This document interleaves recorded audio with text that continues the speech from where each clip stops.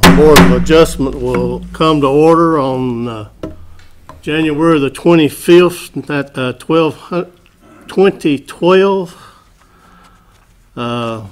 All present. Mr. Martin. Here. Mr. Oberst. Here. Ms. Drake. Here. Mr. Craig. Here. Dollins. And Mr. Dean's here.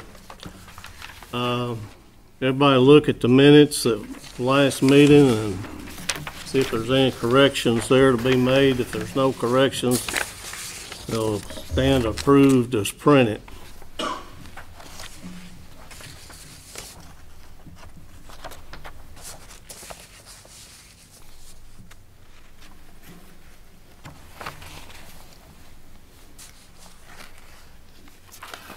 Mr. Chairman, my memory of the motion on the last page was that you said you were not going to vote.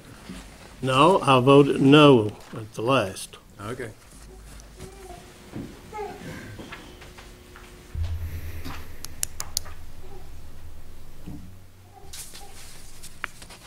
Any other comments? We've got a large group here, so if you're speaking, please be very brief, to the point, and we won't be here all night. Couple of minutes each way.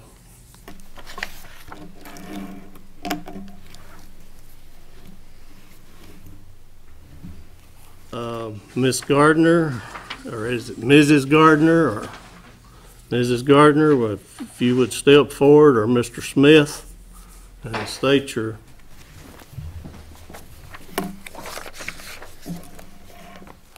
My husband was unable to attend because he's in college class right now.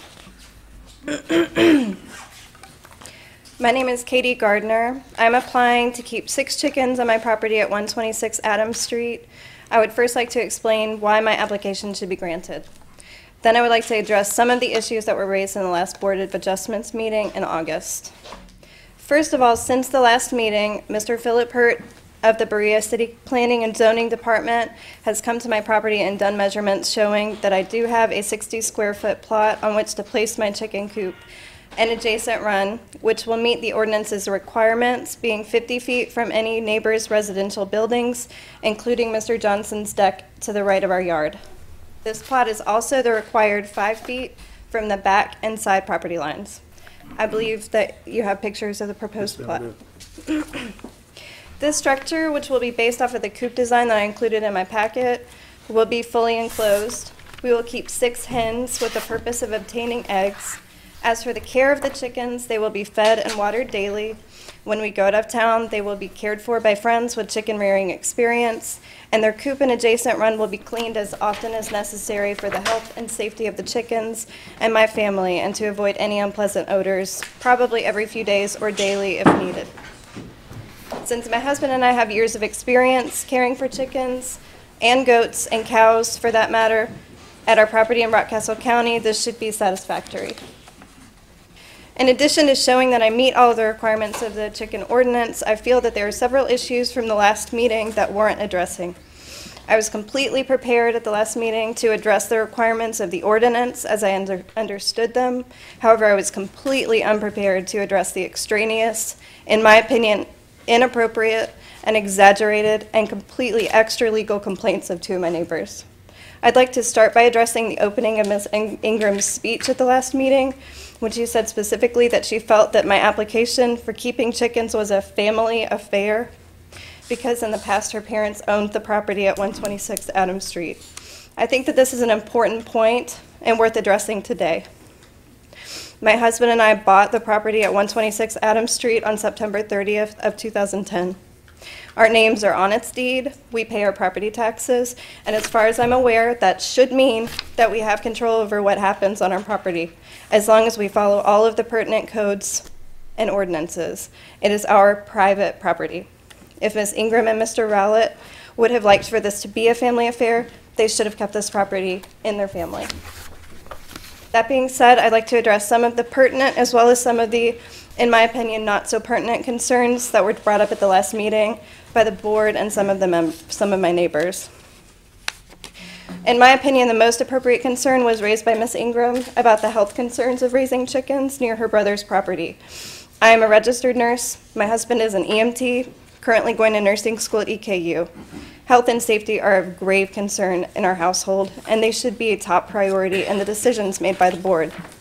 Ms. Ingram reported that her brother, Mr. Rowlett, the property owner of 128 Adams Street, has had, I believe, coronary artery bypass surgery, and obviously has some underlying heart conditions. As I believe has been brought before the board in the past, research shows that the public health risk from raising chickens in dense neighborhoods is minimal if the animals are properly cared for, basically the same risk as in keeping any pet, such as a cat or a dog, in one's backyard, according to Dr. Donald Hennig, the state veterinarian in Maine, who is responsible for the state's animal health issues.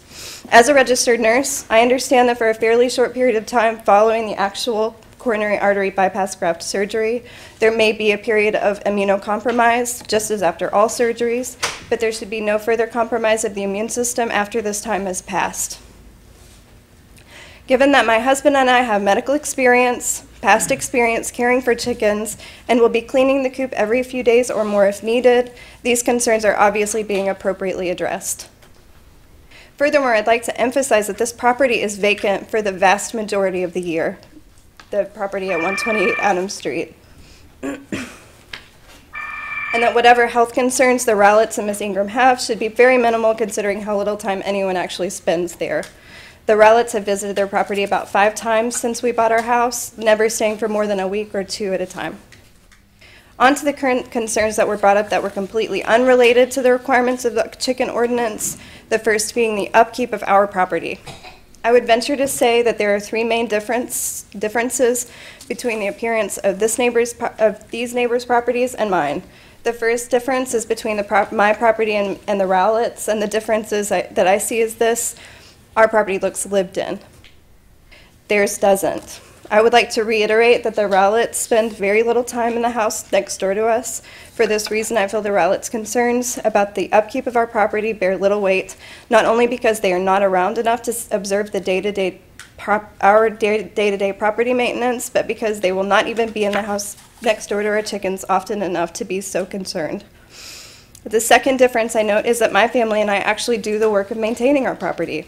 As far as I'm aware, both the Rowletts and the Johnsons hire people to take care of their properties. This may have a lot to do with our differences in aesthetic standards of our yards, specifically in the length of the grass. Now, on occasion, such as literally while the last board meeting was going on, we have hired a neighbor across the street, Colin Weckman, to mow and trim our lawn. The reason that we did at that time was because my husband had just started nursing school 2 days before, and I had been visiting a close friend with cancer in the hospital frequently in the weeks before the meeting. Mowing the lawn takes an hour or more. Feeding and caring for chickens takes about 10 to 15 minutes. And from my experience, and our pets and children were well cared for during this time. This being said, I would also like to note, as my neighbors have probably noticed, our grass has never grown to be more than 10 inches in length, therefore it has never violated the pertinent code. The third difference I note is that we are attempting to use our yard to produce food. Everything that my neighbors complained about is being unsightly. We are using to produce food from our yard. The chickens we will raise will also be there to provide food. My husband and I lived for many years on a farm in Rockcastle County, trying to live sustainably. This didn't work out for us for many logistical reasons, kids, jobs, etc. But one reason we moved to Berea specifically was because we knew there to be a movement of sustainability here. Sustainable Berea is right across the street from us. Even the mayor has some rain barrels, and the chicken ordinance had just been passed. Now, as board member Mr. Oberst pointed out at the last meeting, there have to date been no formal complaints filed against us pertaining to the upkeep of our yard, including health and safety concerns or otherwise. There are, as far as I know, no codes restricting the aesthetic condition of one's yard in the city of Berea, and no one has made any complaints either to us personally or to the Codes Commission about the upkeep of our yard. There is also, as far as I know, nowhere in the chicken ordinance stating that because one's neighbors disagree with the aesthetic qualities of one's yard, they cannot build accessory structures such as chicken coops. At any time, I would invite any of my neighbors to come to my husband or me with concerns about the upkeep of our yard, or at the very least,